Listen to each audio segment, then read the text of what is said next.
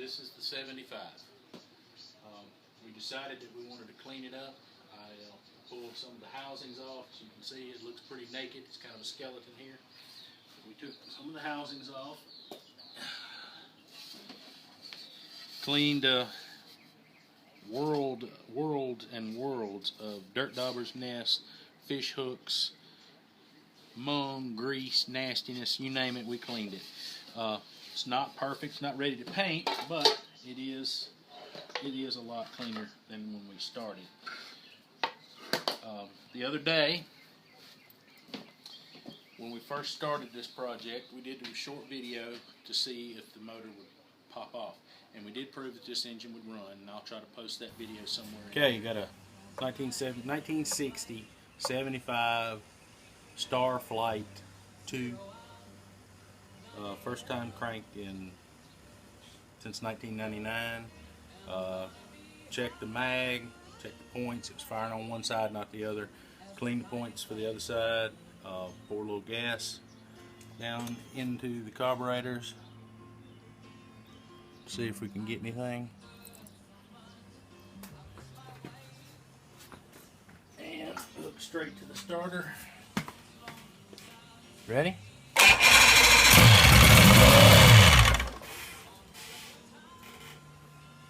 Not bad for not having been cranked in a bunch of years.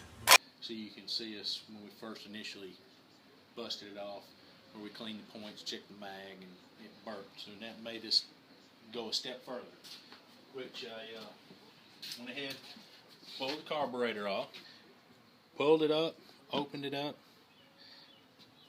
and it was almost perfect inside. They were clean. I was blown away. I couldn't believe how clean they were. And that, my friends, is what non-ethanol gas will do.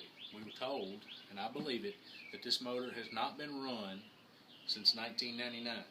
That was the last time. It was taken off the boat and put under an open air shed, but protected from the weather. So I started getting ready to replace fuel lines. I found that my glass bowl has a hairline crack in it. Hang on, I'll grab it for you. But the good thing about, let's see if we can get it in this light. See if you can see it.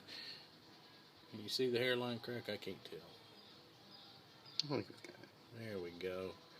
But anyway, I didn't want to take a chance on getting out on the water with this little glass bowl and having a fuel leak under my cowling and then a fire or explosion under the lid. That would not be good. That would be a bad way to end your day on the water. But, fortunately, Evinrude, in their infinite wisdom, does things a lot the same through many different models. This is a 1960 40 horse Lark 2. The fuel pump assembly, the fuel bowl, everything is exactly the same as it was for the 75. I'll give you a quick demonstration for some that don't know how to check these little pumps. You take the pulse side of your pump. You want to make sure that you don't have anything inside here, because this could go real bad for you if there's something up inside here, guys. But you can take, suck on it with your mouth. Put your tongue. If you put your tongue over it, and see if it holds vacuum. If it does, more than likely it's working. You can you have the fuel inside and your fuel outside. Suck in, and you should feel a slight suction on that, and then you can blow. And I don't know if you can hear that or not. Let me get close to the camera. I don't know if you can hear that or not, but you can actually hear the suction and the discharge on the pump. That's a quick check. It's not scientific, it's not 100%, but if it holds vacuum, it's a good chance our diaphragm's still okay enough to pump fuel to try it. I am going to rebuild this, but for my initial run, I will at least know that I have a good fuel pump. Okay, we're back again. I want to talk to you about the fuel pump and how to test it correctly. Earlier I showed you a method using your mouth. That might not be the best alternative. If you absolutely had no other way, you want to make sure that there is nothing up inside here. before you put your mouth on it, because it could potentially cause you a problem. The correct way is you take a vacuum pump, you hook onto the suction side or the pulse side of the pump, and you can take and pump it,